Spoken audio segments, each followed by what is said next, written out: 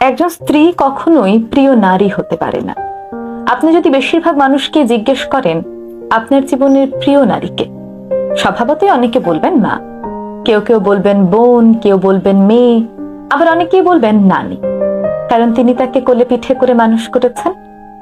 কিন্তু আমি ভীষণ অবাক হই, এমন একজন মানুষও নেই যিনি বলবেন আমার জীবনের প্রিয় নারী আমার স্ত্রী।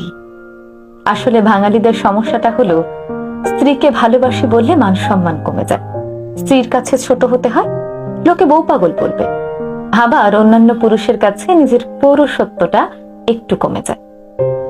আচ্ছা, এমন একজন পুরুষও কি নেই যার অসুস্থতার সময় তার স্ত্রী হাসপাতালের বেডের পাশে নির্ঘুম রাত কাটিয়েছে, কিংবা বাবার বাড়ির বিলাসবহুল বাড়ি ছেড়ে একসাথে জীবন যুদ্ধটা করবে বলে অল্প বেতনের ছেলেটার হাত ধরে বাড়ি ছেড়েছে? শ্বশুর বাড়ির ঝাল তরকারি খেতে না পারলেও বাবার বাড়ি থেকে ফোন এলে ঠিকই বলেছে আমি খুব ভালো আছি। নাকি মায়ের হাতের রান্না, নিজের প্রিয় বিছানা, কিংবা ছোট থেকে বড় হয়ে ওঠা যে বাড়িতে, সেই বাড়ি ছেড়ে আসাটা এতটাই সহজ? তাই একজন বউ কখনো প্রিয় নারী হতে পারে না, তার সেই যোগ্যতাই নেই।